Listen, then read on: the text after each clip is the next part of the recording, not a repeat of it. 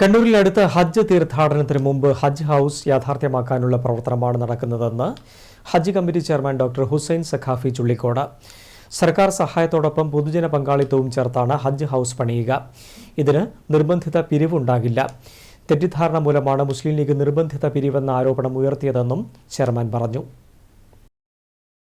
കണ്ണൂർ അന്താരാഷ്ട്ര വിമാനത്താവളത്തിൽ നിർമ്മിക്കുന്ന ഹജ്ജ് ഹൌസുമായി ബന്ധപ്പെട്ട കാര്യങ്ങൾ കൂടിയാലോചിക്കുന്നതിനായാണ് ഹജ്ജ് ക്യാമ്പിൽ ഞായറാഴ്ച സൗഹൃദ സംഗമം സംഘടിപ്പിക്കുന്നതെന്ന് സംസ്ഥാന ഹജ്ജ് committee chairman doctor Hussain Saqafi Chullikode പറഞ്ഞു.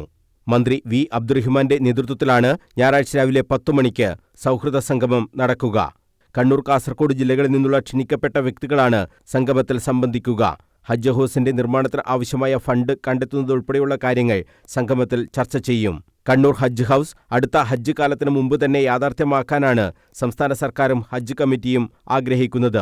2023 മുതൽ കണ്ണൂർ അന്താരാഷ്ട്ര വിമാനത്താവളത്തിൽ നിന്നുള്ള ഹജ്ജ് എംബാർക്കേഷൻ സൗകര്യം കണ്ണൂർ, കാസർഗോഡ്, വയനാട് ജില്ലകളിലെയും മാഹി, ദക്ഷിണ കന്നഡ, കുടക് പ്രദേശങ്ങളിലെയും ഹജ്ജ് തീർത്ഥാടകർക്ക് ഏറെ ഫലപ്രദമായിട്ടുണ്ടെന്നും ചെയർമാൻ പറഞ്ഞു.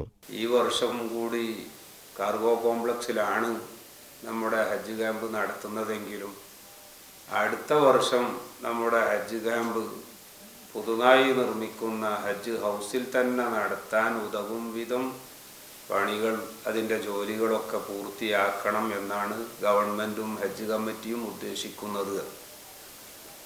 തീർച്ചയായിട്ടും ആ അടിസ്ഥാനത്തിൽ തന്നെ കാര്യങ്ങൾ മുന്നോട്ട് കൊണ്ടുപോകണം എന്നാണ് ഹജ്ജ് കമ്മിറ്റിയുടെയും തീരുമാനം. എയർപോർട്ട് ഉടമസ്ഥതയിലുള്ള കാർഗോ കോംപ്ലക്സിലാണ് താൽക്കാലികമായി ഹജ്ജ് ക്യാമ്പ് സജ്ജീകരിച്ചിട്ടുള്ളത്. കാർഗോ പ്രവർത്തനം തുടങ്ങുന്നതോടെ ഈ സൗകര്യം ഇല്ലാതാകും.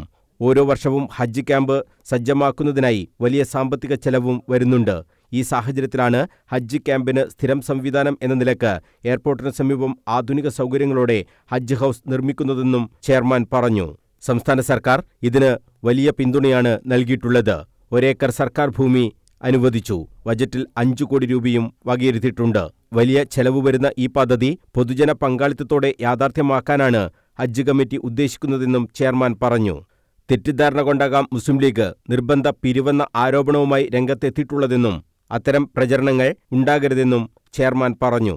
നിർബന്ധിത പിരിവ് ഇക്കാര്യത്തിൽ ഉണ്ടായിട്ടില്ല. സംസ്ഥാന ഹജ്ജ് കമ്മിറ്റി അംഗങ്ങളായ PP Muhammad Rafi, OV Jafar, Shamsuddin Arinchira, media committee chairperson T Shabna എന്നിവരും വാർത്താസമ്മേളനത്തിൽ സംബന്ധിച്ചു. News bureau, Kannur.